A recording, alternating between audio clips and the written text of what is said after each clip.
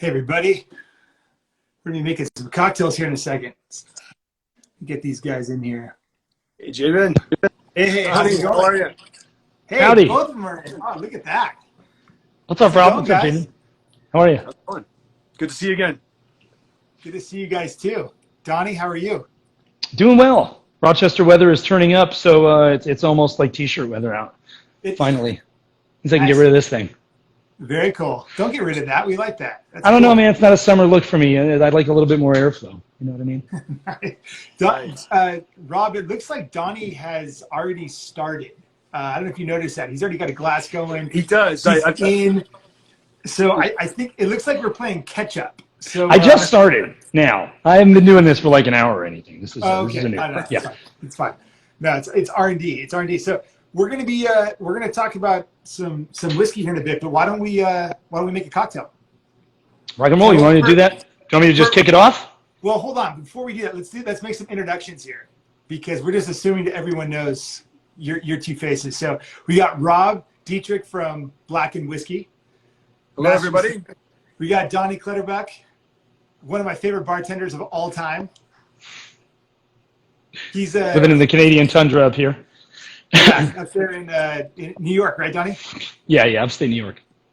Nice. All right. So what are we making today, Donnie?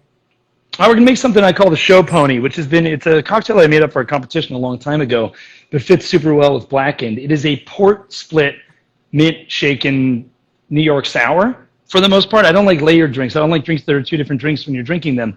And if you're,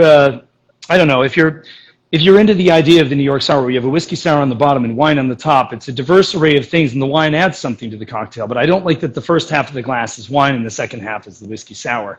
I'd rather be a bit more intentional about it and put the two together in a way that makes a bit more sense to me.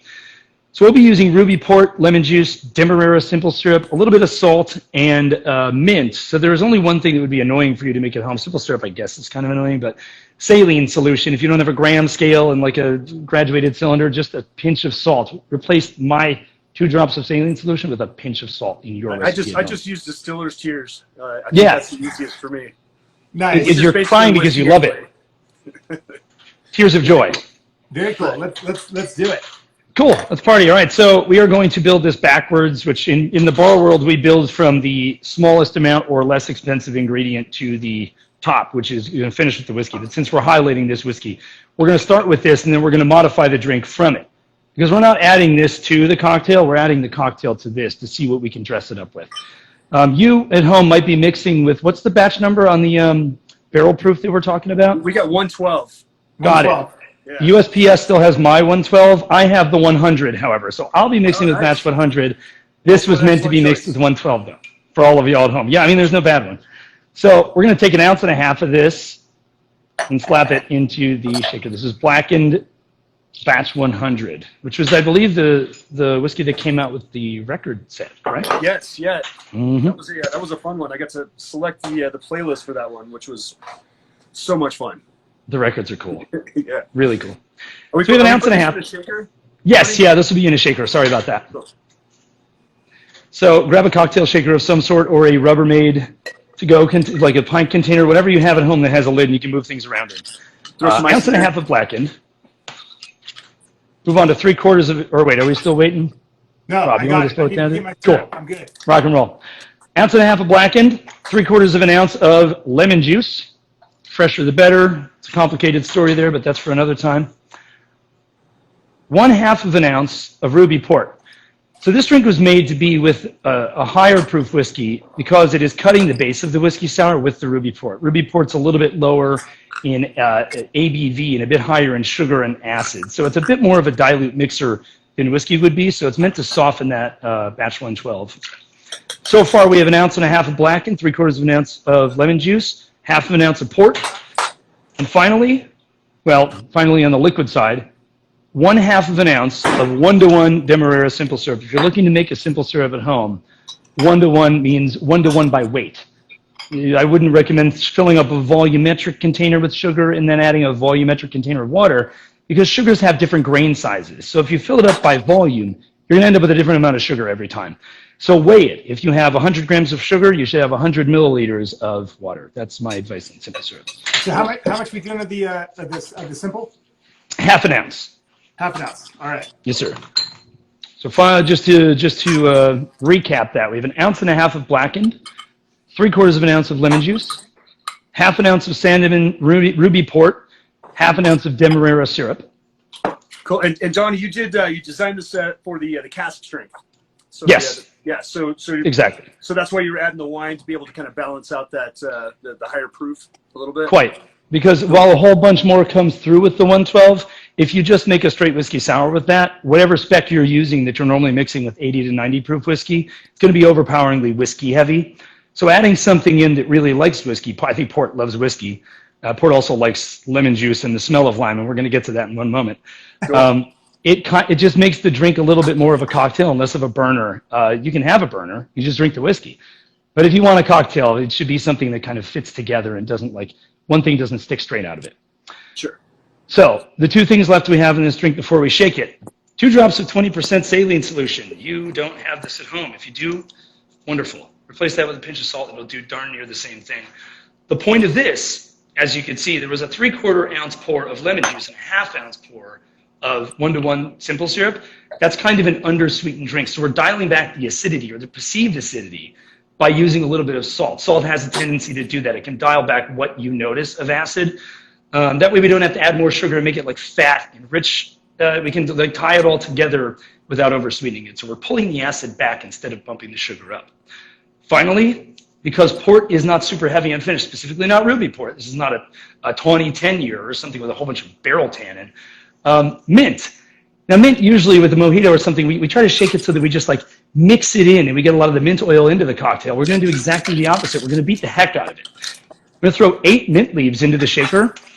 This is going to add mint oil, which is what we get in a mojito, so it's going to be bright and fresh. We love this in a mint julep, so why wouldn't we love it in the sour, right? But if you shake the heck out of it, if you've ever eaten mint before, it's really bitter. It's kind of it's like eating, I don't know, grass or any other plant. So we're getting a bitter vegetal finish on this with 8 mint leaves, not 42. It's not going to be just bitter vegetal finish, but there's just enough of it to kick the ending out a little bit and keep up with the finish on the whiskey.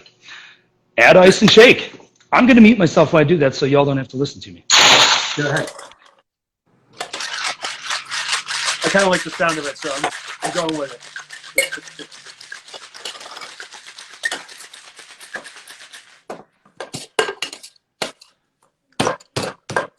I didn't even know you could mute yourself on here. That's amazing. That's why I don't even know where to mute it. Earbuds.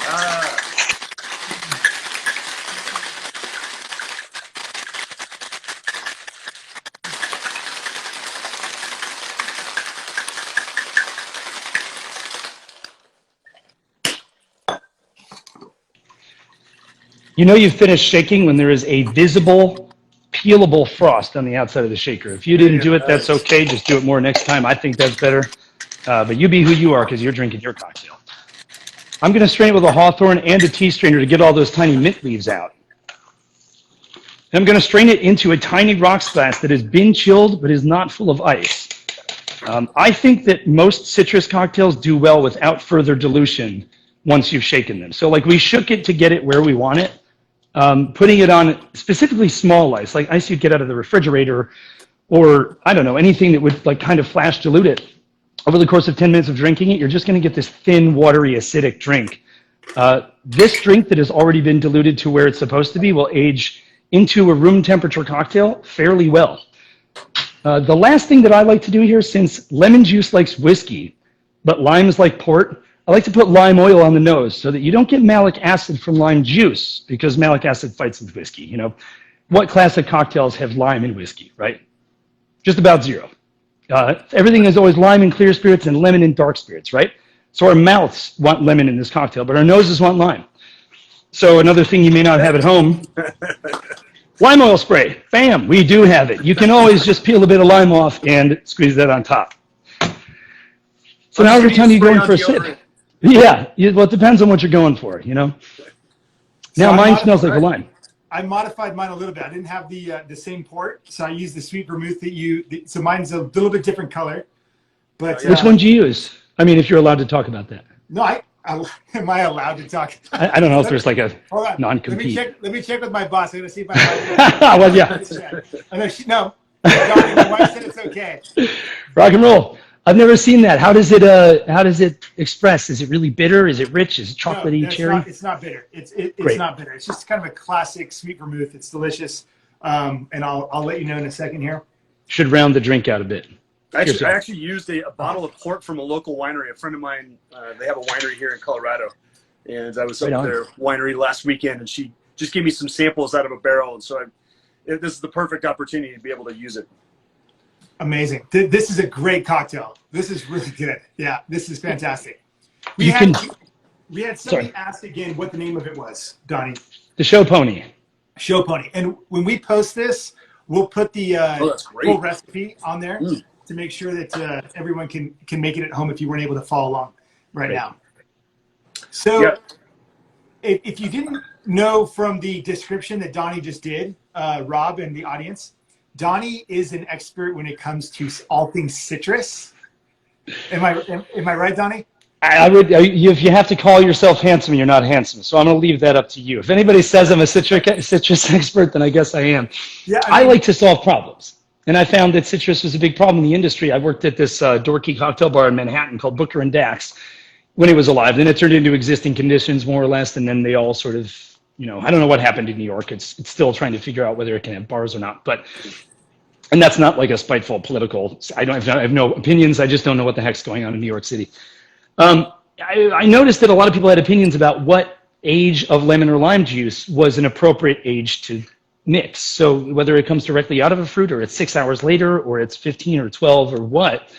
So I did a whole bunch of experiments, vacuum sealing and pasteurizing and testing fresh squeezed juices against different ages of vacuum sealed or pasteurized and trying to figure out how to get the most consistent cocktails. So I think over the course of me constantly talking about it for 4 or more years, people have begun to think that I care about it, which is true. Well, yeah, I mean, you've done seminars specifically on balancing citric acid in cocktails, right? So I could go on for hours. It's honestly kind of tough to limit to 60 or 90 minutes a lot of the time because there is a lot to say about it. This is a whole. I've been bartending for a couple of decades, and all the things that I've picked up over the course of that time, it's tough to shoehorn every intricate detail into that. So I just try to get whatever the relevant stuff is out of the way and provide. It's kind of like doing this and providing home tips about lemon juice and whiskey and lime juice and clear spirits. You don't really need all of the backstory. You don't need the whole 3 hours that goes along with it to know that it works and to do it and to be actively seek that solution. So it's like I try to be intentional. It's like if we asked Rob to kind of summarize everything that goes into distilling, on an Instagram live in 30 minutes. It's not going to happen. No, it's the same thing. I honestly, I could do 60 to 90 minutes just on barrels alone before we even talk about grains or corn or the distillation. I mean, I could nerd out on barrels for a while. Yeah. So Donnie, what is your process when you tasted Blackened, fairly recently? So maybe a few months back, working on like 10 minutes ago with Rob, right? Right. So when you first taste the spirit, right? Not a category, but specifically this expression from Blackened, you try it out, or when you get something new, like you're going to get the batch 112, which is the barrel proof here pretty soon. What kind of what are you going through as far as your thought process in terms of using it in a cocktail? What are you looking for? What are you thinking about when you're considering what to pair it with? So the process that I use is kind of an annoying one, but it works super well. So it's another one of those things that I don't know if you'd want to do it at home, but if you have a little bit of spare time and you're not yet back to work or you're still working from home and your boss thinks you're working but you're really making drinks, here's a tip. There's a book called The Flavor Bible.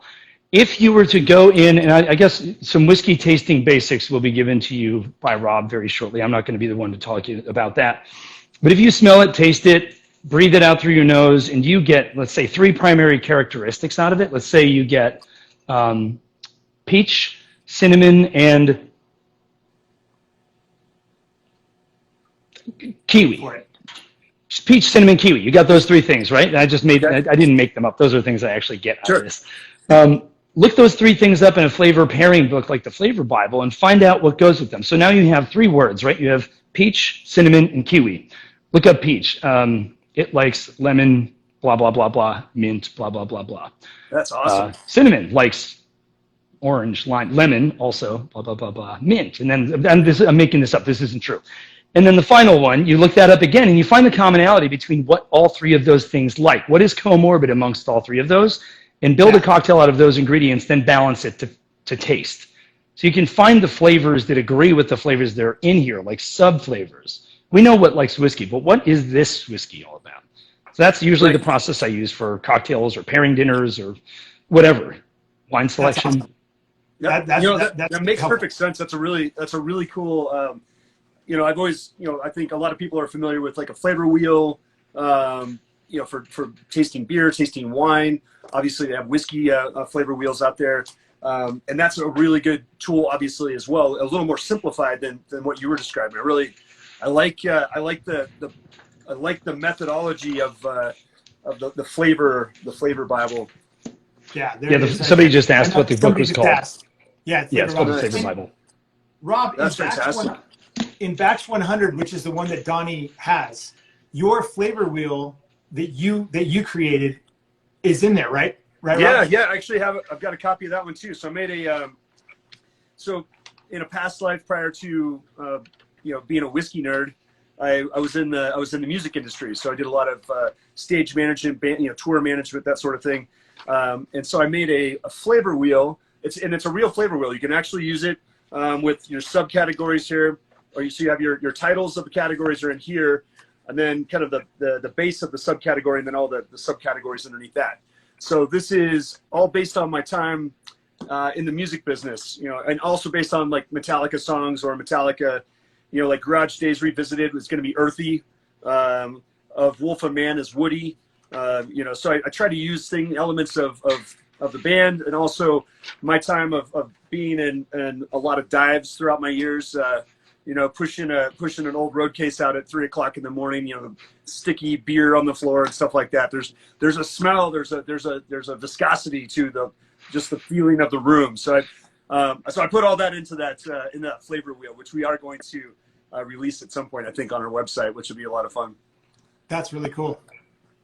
That's really cool. I made one also based on Colorado, like, the smell of Colorado, the feel of Colorado, just, being a Colorado native. For me, it's knowing what, our olfactory is connected directly to our memory. You think about the smell of baking bread, it might take you to grandma's kitchen, or, grass clippings might take you to, to a barn or grandpa's garage. So all those things, I think, tie, which is why I encourage people to challenge their own palate by, identifying what it is that it means to you. You're not going to be wrong. There is no wrong. If I have time for a very quick story that proves that. My girlfriend and I were drinking a bottle of champagne that a rep had brought in for me to taste. I brought it home. It was like 1:30 in the morning. And I was like, it's really great stuff, bad to waste it. Maybe it's too late to start drinking, but hey, whatever, YOLO. So we busted it out, and she's not really in this industry. She's a hotel manager. So she's in the industry, but she's not like tasting wines all the time. So we're drinking this champagne, and I'm getting like baking chocolate and confectioner's sugar and spice out, like all like, baking spice and stuff like that. And she goes, it's reminding me of just like camping, like eating s'mores. And I'm like, you're not wrong. Because what is s'mores? Right. S'mores is like spiced crackers with marshmallows, which is confectioner's sugar puffed up, and chocolate. So we had exactly the same experience, but two very different languages for it. It's fun to dig through each other's, like, I don't know, nose memories. I don't know if it's the word for that, olfactory memory or something like that. Fun to dig through each other's memories and see what our different vocabulary is for exactly the same thing. Yeah, I think that's fantastic. That's a great anecdote. I mean, because it does, two different paths that lead to the same profile, which is dead on.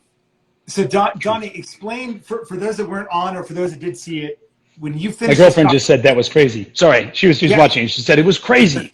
Oh, is that your girlfriend right there? Yeah, Brianna would say it. My friend Miles, who comes in his bar all the time, he just said that's so cool because I never told him that story. I'm sorry, I never did. Oh, very cool. And then there's nose memories on there too. That really. He's one of the servers at Cure.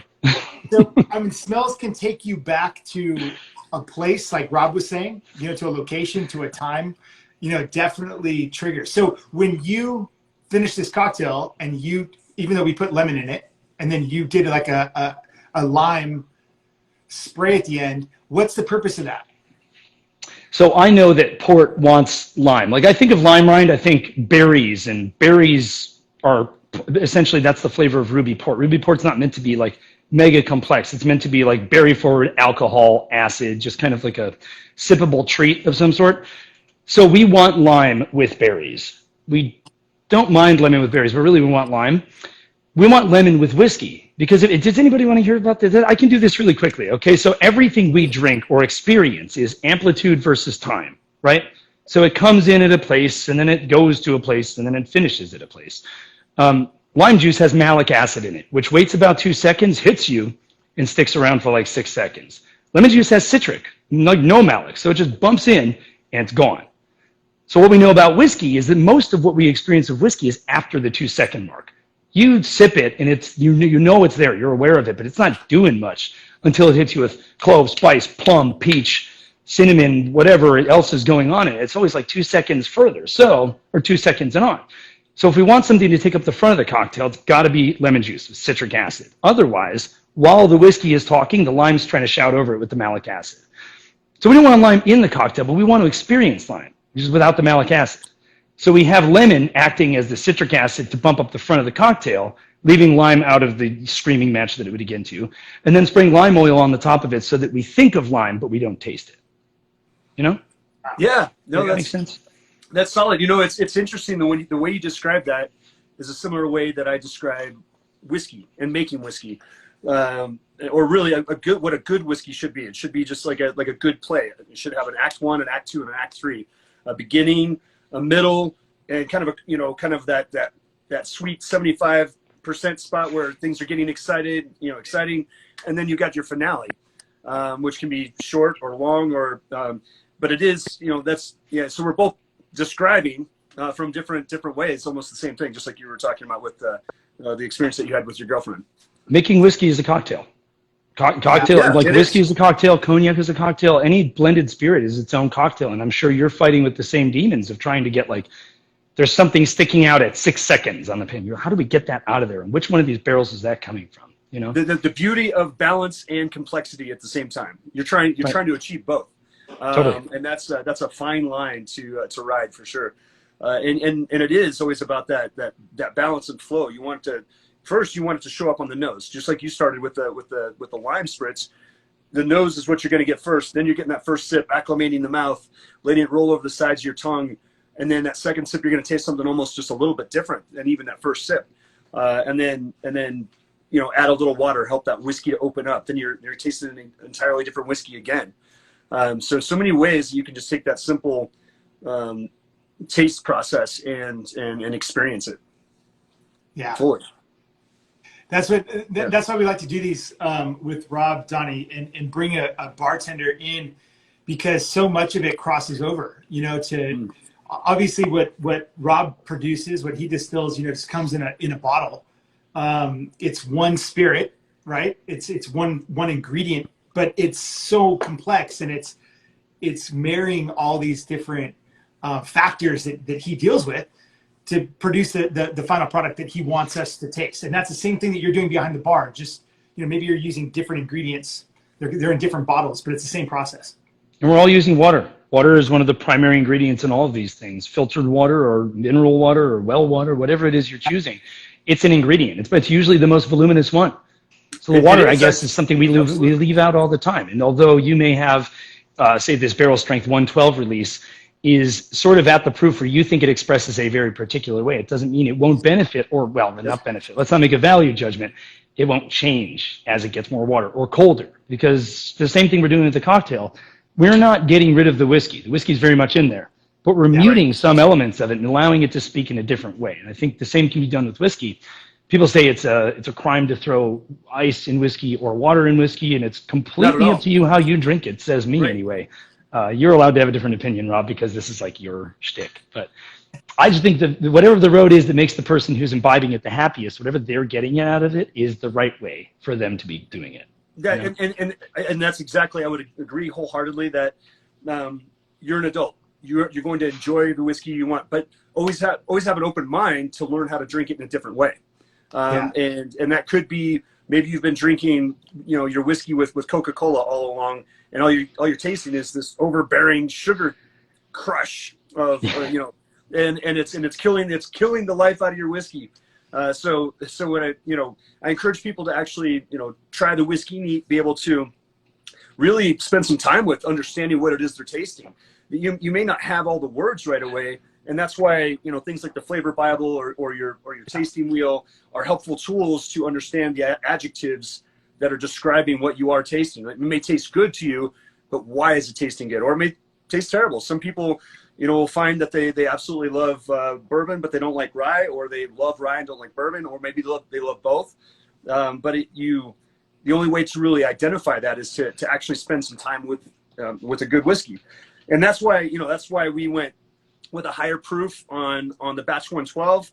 We went cask strength because again, we are adults. We get to enjoy that whiskey, so you can add just a little bit of water, proof it down to exactly where you want to by taste or not at all. But I do always encourage just like a little drop of, and I always talk about filtered water if you can get it. If you get it right out of the tap, a lot of times you're going to get that chlorinated aspect if it's been processed through a water treatment system.